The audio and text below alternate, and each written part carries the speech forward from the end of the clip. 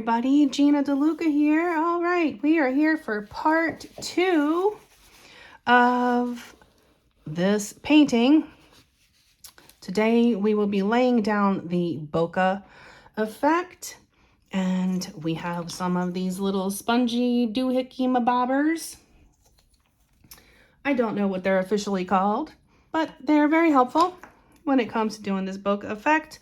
You can use a brush to do this, or you press the brush down and make a circle, but I do like the effect that these sponges give, and I find them to be easy to use. So the colors that we're going to have going on today, this is the Cadmium Red Deep Hue, a bit left over from the beginning part of this painting. I have cleaned off the rest of this area. This is a placemat from the Dollar Tree. I'm using that as my palette. It cleans off very easily, and it makes it so that you can see what's going on. Other colors we shall be using. I have Titanium White from Liquitex Basics. You can use whatever brand you have available to you. It doesn't have to be the exact colors. If you have something that's similar, go for it. And I have the Cadmium Yellow Medium Hue. And we will be also using the Ultramarine Blue.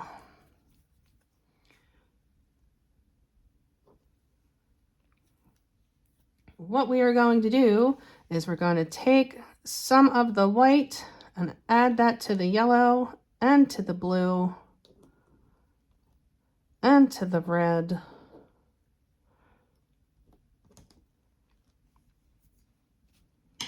You can pre-mix the colors, which is probably what I'm going to do here. And you'll see why momentarily.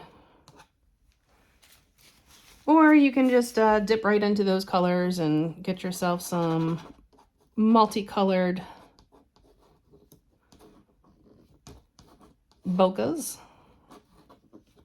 which is not exactly what I'm going for. I think I need some more white here. So the titanium white is going to help make these colors a bit more opaque.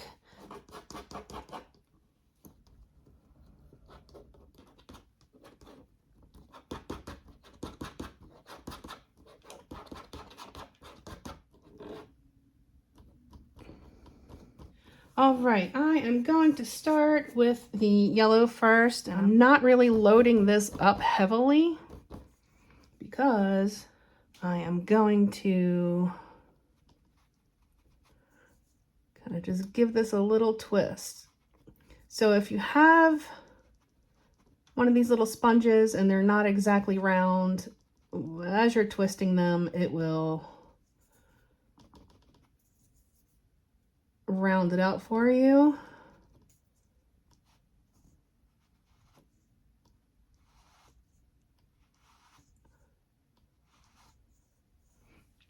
There we go. And you can put these wherever you want. You know, if there are spots that you don't love, you can just cover those up with some bokeh. It's that simple. So I kind of do a little twist and then a little dabby twist.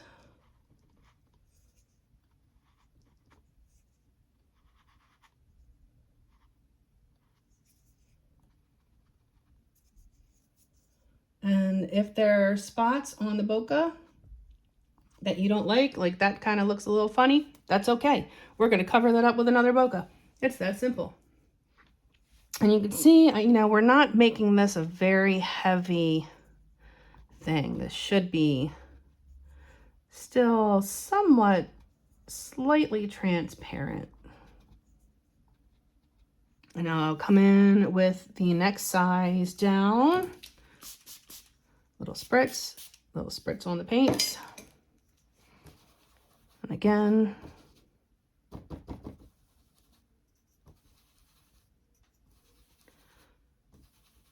Doing this very lightly.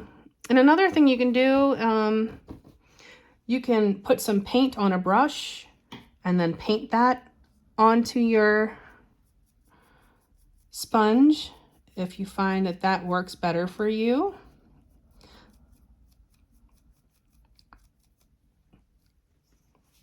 And then the tap and dab. And if the center isn't full like that, that's okay, because that's how sometimes it looks naturally.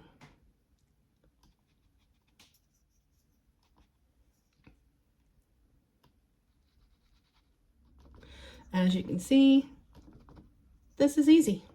I like doing things in odd numbers.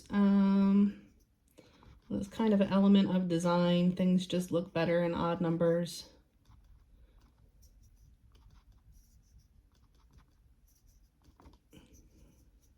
And then you can kind of do them going slightly off the canvas here. And you're kind of just doing the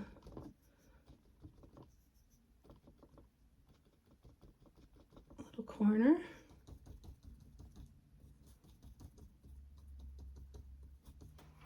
You can see just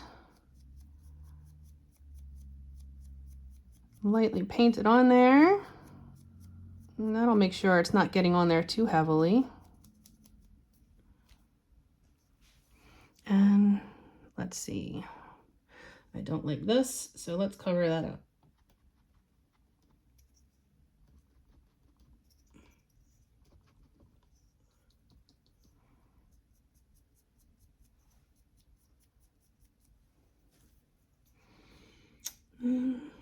Let's do one here.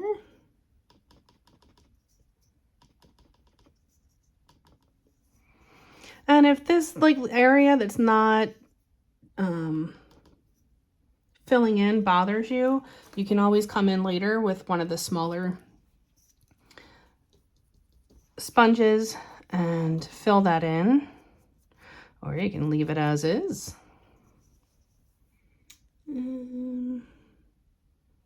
Let's do this.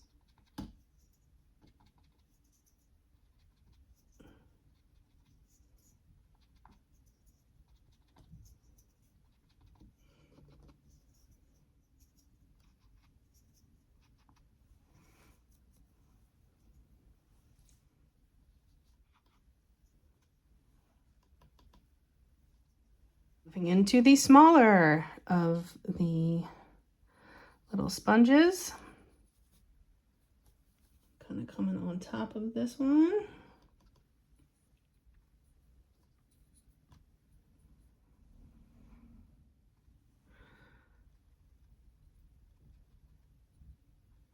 And you can see like the varying brightnesses kind of gives it the depth. The ones that are kind of pale feel like they're further away. Let's fill this hole a little bit. There we go. I'm gonna call that it. There is going to be other stuff being painted, so you know, if there are spots that feel like, oh, that feels very empty, you know, it's fine. And if I feel like it still looks empty later on, I can just come back in and put some more of these little bokeh dots in there. Hopefully this was inspirational to you, and of course this technique can be used as the background of any of your paintings. If you wanted to do flowers, you know, that also winds up with having bokeh.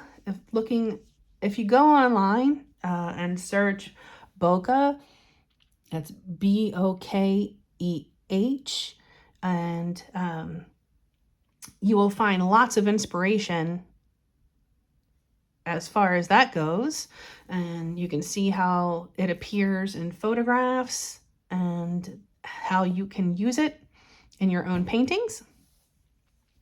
I hope that you continue on this journey with me, and I hope that this you know, feels doable to you, because it is. You can do this. You can do this. If it's not perfect, it doesn't matter. Give yourself permission to make mistakes. Give yourself permission to not be perfect. I know it's hard. I know it's hard. But you cannot learn without trying it. And if you tell yourself that you can't do it, you're right. Because you've already told your brain that this can't be done, and it's going to believe you. If you tell yourself that you can do this, you will be able to.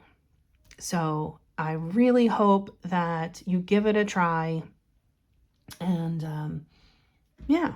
So check out the description box below for links to my PayPal dip jar if you feel so inclined, my website, ginadeluca.net, where you can find my art and music and fluid art inspiration cards for sale.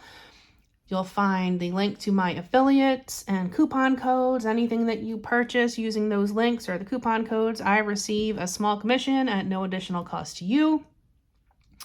And you'll also find the link to our Facebook group, Go Make Some Art. Join us there, post your masterpieces, get some inspiration. And I hope that if you try this, that you will post it there. Pretty please.